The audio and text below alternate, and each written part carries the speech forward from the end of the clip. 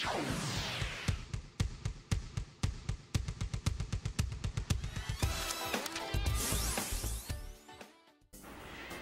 estamos de volta com o seu programa Estilo de Vida, falando tudo a respeito da alimentação saudável, dessas dietas vegetarianas e veganas.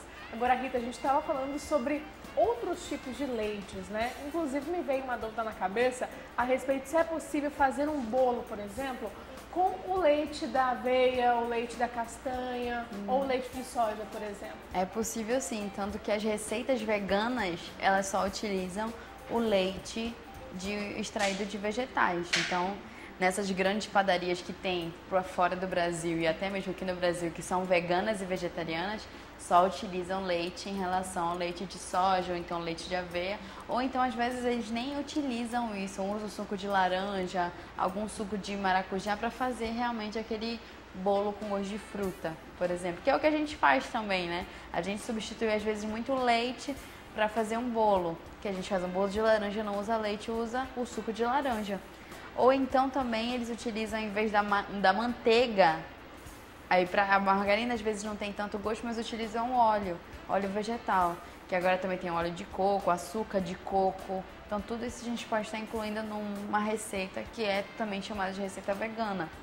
Então tem várias receitas aí, se a gente procurar. Tem muitas receitas que são veganas e fazem bem até para quem não é vegano, que a gente consome. A nossa proposta vou jogar isso para a produção, desafio, viu? Pra gente fazer uma receita dessa, com a ajuda da Rita, é claro, porque no início é tudo muito difícil, né, Rita? Até em questão de dosagem, porque o bolo pode não ficar muito bom, né? O ponto dele também é muito diferenciado, é mais difícil, inclusive. É verdade. Até quem quer mudar agora, por exemplo, quero decidir hoje que 2016, ano que vem eu vou ser vegetariana. Então já começo desde já a tirar algumas proteínas, consumir realmente mais vegetais, mais integrais, porque não é fácil fazer uma reeducação alimentar que você vai retirar um nutriente. De um dia para o outro. De um dia para o outro é muito difícil. Até mesmo quem faz reeducação alimentar para perder peso, é muito difícil tirar doce, tirar refrigerante de uma vez por outra. Assim, olha, você tem que parar de tomar. O nosso corpo sente essa mudança, por exemplo? Sente, porque a gente é habituado a consumir. É que nem você retirar fontes de carboidrato simples à noite. Então, por exemplo, a paciente que tem diabetes, ou então tem algum tipo de resistência insulínica, a gente retira carboidrato à noite. Mas carboidrato simples. Então, ele vai consumir o quê? Fontes de carboidratos mais balanceadas, como frutas, vegetais, fibras.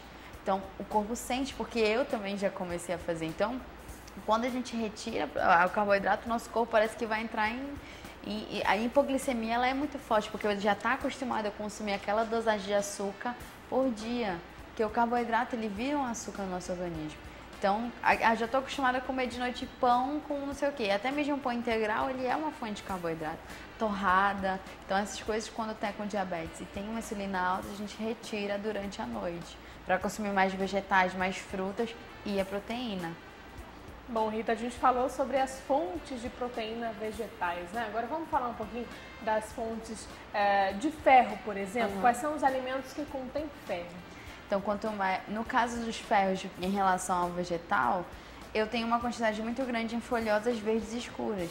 Então, espinafre, o couve da nossa região também, ele é rico em cálcio e rico também em uma quantidade de ferro.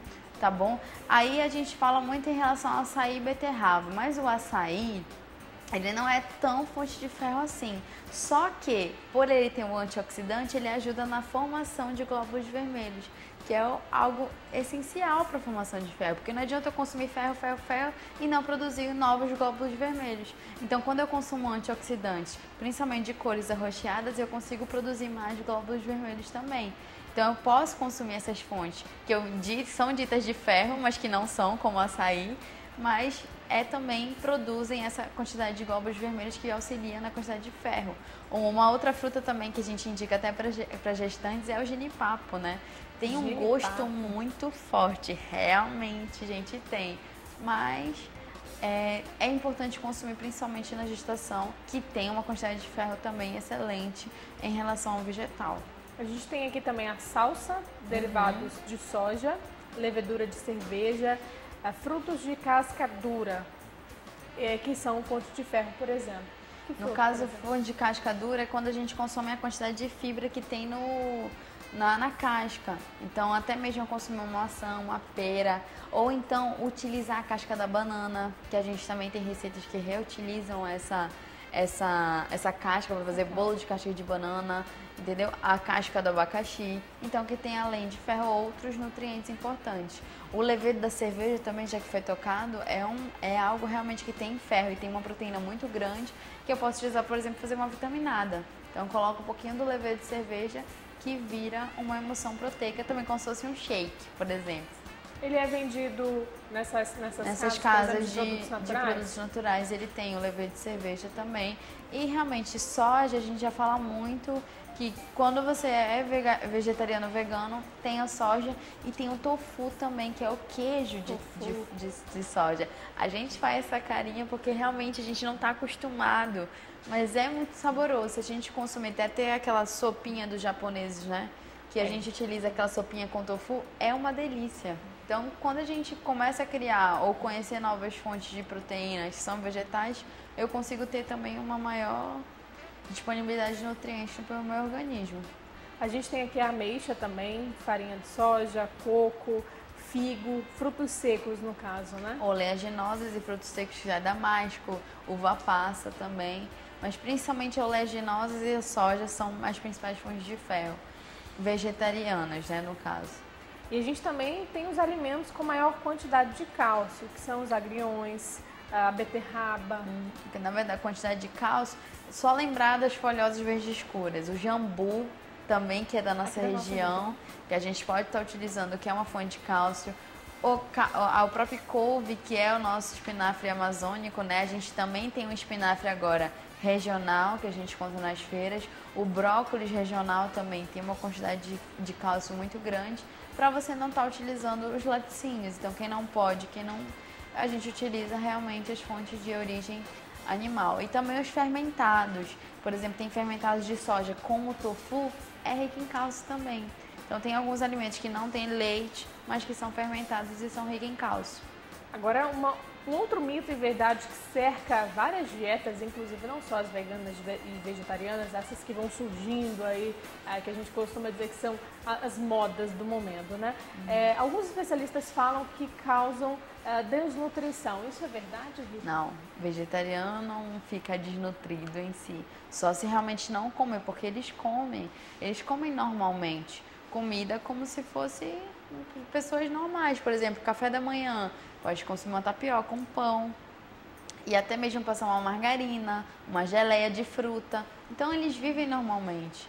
Pode tomar o leite que não seja de leite de animais, né? Leite de vegetal, ou então leite de soja, café. Vivem normalmente como um dia a dia normal, então eles não ficam desnutridos. Eles têm uma vida normal como a nossa, café da manhã, lanche, janta, normal. Bom, Rita, muito obrigada pela sua participação aqui no programa Estilo de Vida. Eu que agradeço. Gostei muito de falar sobre esses dois temas que parecem a mesma coisa, mas não são.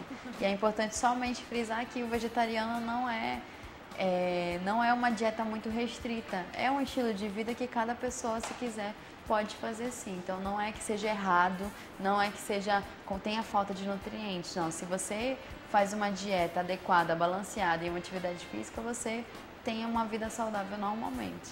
Então, muito obrigada e até a próxima. De nada, até a próxima. Convidada para nossa receita, viu? Pode deixar.